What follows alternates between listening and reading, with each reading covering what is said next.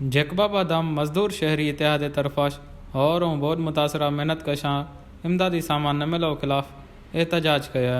हमारी क्यादत गुलाम नबी रिंद और दुमिया कया एहतजाज में शामिल शुरका DC चौक सरा एहतजाज कई टायर सोत कवा और धरनों दाहिया इंतजामिया खिलाफ नारो बुलंद कयांगा। मैं वक्त ये एहतजाज के मैं गरीबान के राशन न मिले, मैं गरीब कुल मुतासर भी दिया मजदूर दिहाड़ीदार कुल मुतासर है हमारा राशन एक पैकेट न मिला शफा अंधारी हम के अमीर के ट्रक फुर्क भी मिलो मार गरीबान के को राशन पैकेट न मिले DC की दावा करें मैं गरीबान राशन न देगा को गरीब को एक पैकेट गरीबान के राशन मिल रहे गरीब वक्त ये धरणो नजर मैं एहतजाज मैं आला अफसरान के गुजारिश है कि हमें DCRs के हटाने दुमी DCR मुकर्रर करें ताकि गरीबान हक मिली सके। मुकर्री ने गुस्से के और बोडे तबाहकारियाँ मेहनत कश तबको सख्त मुतासर भी है। मेहनत कशई लोग पुरचंगा रोज़गार बंद भी है।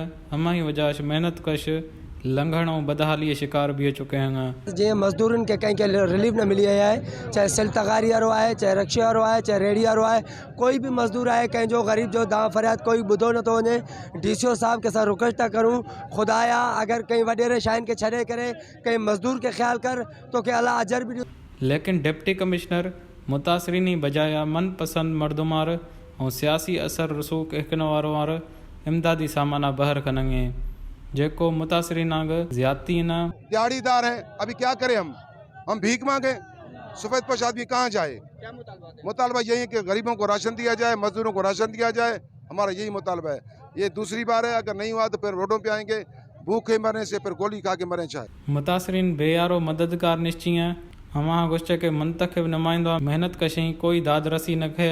हमारा मुतालबो है कि मेहनत कशार इमदादी सामाना दें बसूरत दीगर ज़िले इंतज़ामिया खिलाफ तहरीक हलाना। वश न्यूज़ जैकबाबाद।